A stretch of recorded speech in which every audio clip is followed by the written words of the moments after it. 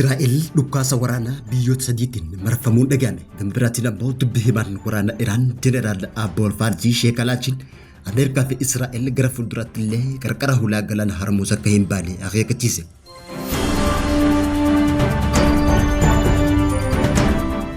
Waraanni Iraan, Itoophiyaa fi Eertiraan akka walii waraanneef qabbaneessee jiraachuun himame.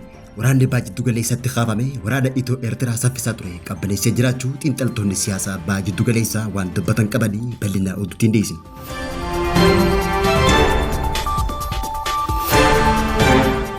Pireezidaantiin Raashiyaadhaa Vilaadimir Puutiin lolli baajjiddu galeessaa akka tasgabbaa'uuf carraaqee taasisaa jiraachuu himeeti jira.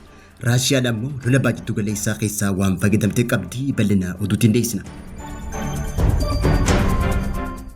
Daawwattoota fi hordoftoota lammii miidiyaa nageenya keenya bakka jirtan maratti sinaa dhaqqabu kanneen nama isin dhageessifne martinu hangafoota oduu lammii miidiyaatii amma bal'ina oduutti aanse.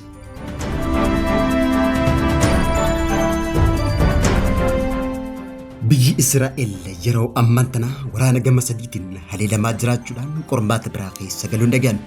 Israa'el yeroo ammaan tana haleellaa Iraan loltoota Huutii Yamanii fi waraana Hizbollaatiin haleelamaa jiraachuun gabaafame. Kambisa galgalarraa eegalee magaalaalee Israa'el Yerusaalem Teel Aviv keessatti balballi du'aa waraana waloo Iraan Huutii Yamanii fi Hizbollaan banteen saaqamee jiraachuu himame. Israa'el sa'aatii lama hin guunne keessatti dhukaasni misaa'ilaa sadii Iraanii fi Yaman irraa erga dhukkaafamee booda haala rifachiisaa keessa akka turteetu gabaafame. Akka raadiyoon waraana biyya Israa'el jedhutti caccabaan misaa'ilaa Iraan naannoo Teel Aviv keessatti baay'atee kan kufe yoo ta'u, gaazexaan Yoodis Aroonaaz ammoo akka gabaasetti misaa'ilonni Iraan tokko magaalaa Peedaas Tivaas keessatti gamoo fi bu'uuraalee misoomaa irratti miidhaa guddaa geessisee jiraachuu gabaase. Israa'el hanga miidhaan misaa'ilotaa kun geessee fi bakka sirrii misaa'illi kun itti bu'e dho'isitullee gabaasaaleen bahan garuu saaxilaniiti jiran. Kanumaan wal qabatee garee Huutii Yaman qindoomina Iraanii fi Hizbollaa Libaanoos wajjin ta'uudhaan bakka ijoo Teel Aviv Jaaffaa keessatti misaa'ila bilaastikii darbachuun ibsame. Waraanni Hizbollaa gama isaatiin qubsuma Israa'el dhaabbilee waraanaa fi makiinaalee Israa'el irratti haleellaa 55 raawwachuudhaan loltoota lama dabalatee namoota 6 kaaba Israa'el keessatti madeessuu fi ajjeesuu ibsatee jira. Dubbi himaan Huutii Yaman Yaayaa Saariyaa akka ibsetti haleellaan qindoominaan raawwatame kun kaayyoon isaa galma ga'uu fi walitti bu'iinsa naannoo baajjiddu galeessaa keessatti hammaate ta'uu ifatti kan agarsiisu ta'ullee ibsatee jira. Gama biraatiin ammoo dubbi himaan waraana Iraan Birgeed Jeneraal Abbool Sheekalaachiin akka beeksisetti daandiin boba'aa fi dhiyeessiin addunyaa ijoo ta'e Strait of Hormuz yeroo dheeraaf Ameerikaa fi Israa'elitti kan cufaman ta'uu beeksise. Dubbi himaan waraana Iraan kun cufamuun kun hanga yoomitti ibsu baatullee garuu diina uummata Iraan waan ta'aniif chaanaaliin kun akka isaaniif hin banamne dubbatee jira. Murteen tun walitti bu'iinsa naannichaa daran hammeessuu danda'a jedhamee kan sodaatamu yoo ta'u, gama biraatiin ammoo pireezidaantiin Ameerikaa Doonaald Tiraamp Strait of Hormuz yeroo waraanni xumuramu ifumaan banama jedhee amanullee dubbatee jira. Tiraamp irra deddeebiidhaan dhiibbaa Iraan yeroodhaaf akka ta'ee fi daldalli gara idileetti kan deebi'u yeroo naannichi nageenyi bu'u ta'ullee ibsatee jira. Iraan garuu hariyoomiyyuu diinota fedheef hin banu jechuudhaan kunis cufamuun chaanaalii kun waraanni erga xumurameen yeroo dheeraa boodallee kan itti fufu ta'uu akeekkachiiftee jiraachuun ibsame.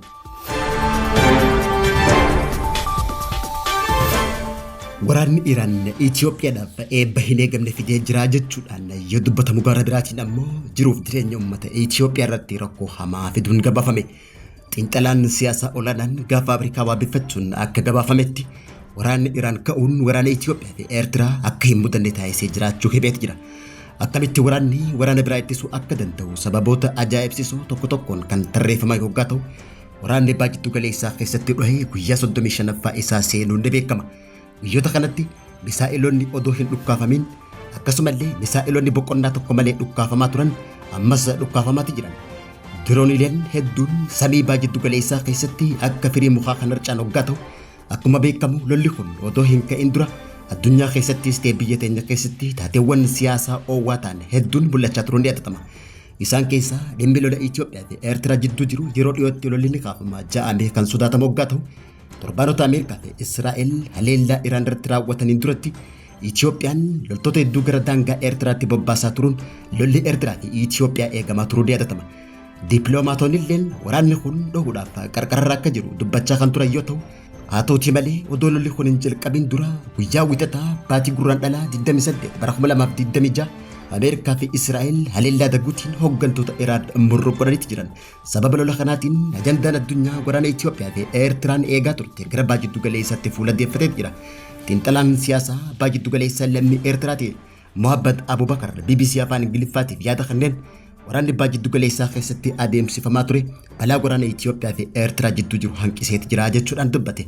Eega ministeerri muummee Itoophiyaa Dr. Abiy Ahmed Hulaan Galaana Assaabaa dhimma lubbuun jiraachuu uummattoota Itoophiyaati jechuun dubbateen booda wallabdeen Itoophiyaa fi Eertiraa jidduutti uumame hammaachaa dhufuus ibsati jira. Xiinxalaan kun akka ibsetti Itoophiyaan akkuma Jabuutii fi Somaalilaandii waliin waliigaltee goote. Eertiraa wajjinis waliigaltee taasiftee buufata kana argachuu odoo dandeessu garuu haalli kun jiddu seentummaa biyya United Arab Emirates fashalaa'uu himeeti jira. United Arab Emirates buufata doonii Jabuutii fi Barbaraa keessaa ba'uuf erga dirqamteen booda Itoophiyaan abbaa buufata galaanaa akka taatu piroojeektii qaba je'ee yaada kan jiru Mohammad Abubakar garuu biyyi United Arab Emirates sababa waraanaa galoo galaanaatiin yeroo ammaan tanaa deemaa jiru keessatti miidhamaawwan jirtuuf lola gaafa Afrikaa keessatti ka'uu danda'u deeggaruuf haala mijataa hin qabdu jechuudhaan waraanni Itoo Eertiraatis gabaabumatti boqonnaa fidee jechuudhaan ibsati jira. Sababa lola abbaa jiddu galeessaatiin xiyyeeffannoon idil addunyaas ta'e kan United Arab Emirates Iraan irratti waan ta'eef qaamni lola gaafa Afrikaa kana deeggaruu dhabamuun isaa lolli Itoo Eertiraa salphumatti qabbaneessee jira jechuudhaan xiinxalaan kun ibsati jira. Kana malees Yuunivarsiitii Public Service Itoophiyaatti qorataan imaammataa kan ta'e Dr. Mukaram Miftaa akka ibsetti wallabdeen Itoophiyaa fi Eertiraa jidduu jirtu erga waraanni abbaa jiddu galeessaa ka'een booda gara waraana guutuutti guddachuu dhabuun isaa ka'umsi garaagarummaa humnoota siyaasaa gaafa Afrikaa jidduu jiru gaafii keessa kan nama galchuu fi haalli lola abbaa jiddu galeessaa wallabdee biyyoota gaafa Afrikaa keessa jiran laaffisuun kun kan agarsiisu wallabdeen biyyoota abbaa Afrikaa beetota siyaasaa gaafa Afrikaa hooggantoota isaaniitii fi bulchiinsaa fi mootummoota gaafa Afrikaa jidduutti osoo hin taane wallabdeen dhuunfaa isaan jidduu akka hin jiraanne kan mul'isu jechuudhaan xiinxala isaa ibsati jira. Pireezidaantiin Raashiyaa Vilaadimir Puutiin lolli abbaa jiddu galeessaa akka tasgabbaa'uuf carraaqii taasisaa jira jechuudhaan dubbachuun dhagahame. Raashiyaan ammoo lola abbaa jiddu galeessaa kana dhiheenya irraa fayyadamaa jiraachuu gabaasuun keenya ni yaadatama. Pireezidaantiin Raashiyaa Vilaadimir Puutiin biyyi isaa walitti bu'iinsa naannoo abbaa jiddu galeessaatti uumame tasgabbeessuuf carraaqii danda'ame hunda gochuuf qophii ta'u ministeera dhimma alaa Masrii Badri Abdulatiif wajjin marii taasisee irratti dubbatee jiraachuun gabaafame. Pireezidaantiin Raashiyaa Puutiin haalli yeroo ammaa tana abbaa jiddu galeessaa keessa jiru yaaddoo waliin biyyoota isaanii lameen Masrii fi Raashiyaa ta'ullee himuudhaan haala amma deemaa jiru kan tasgabbeessuuf manguddummaa seennee tasgabbeessuuf qophii barbaachisu hunda ni taasifnaa jechuudhaan dubbate.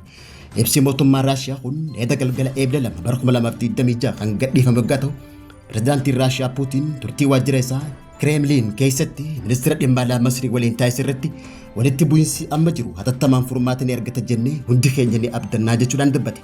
Walitti bu'iinsi biyyoota abbaa jiddu galeessaa kun gama tokko Raashiyaa fayyadaa kan jiru yoo ta'u haleellaa Ameerikaa fi Israa'el Iraan irratti raawwatanii Iraan immoo tarkaanfii hulaa daldala Strait of Hormuz cufuun qoqqobbii gaazaa Ameerikaa Raashiyaa irra keessa kaasuudhaan Raashiyaan gaazaa isii nagaan gurgurachaa jiru ni beekama.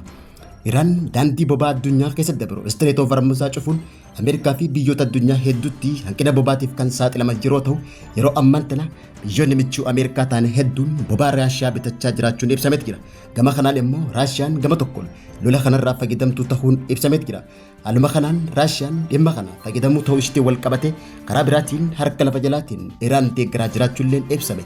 Yeroo garagaraatti pireezidaantiin Ameerikaa Doonaald Tiraamp pireezidaantii Raashiyaa Puutiin Iraaniif meeshaalee teekinooloojii gargaarsa taasisaa jira jechuudhaan himachaa turuun ni yaadatama. Daawwattootaa fi hordoftoota lammii miidiyaa irraa oduun yeroo kanaaf qabdu kanan gammaatti hordofaa turtanii turtii gaarii.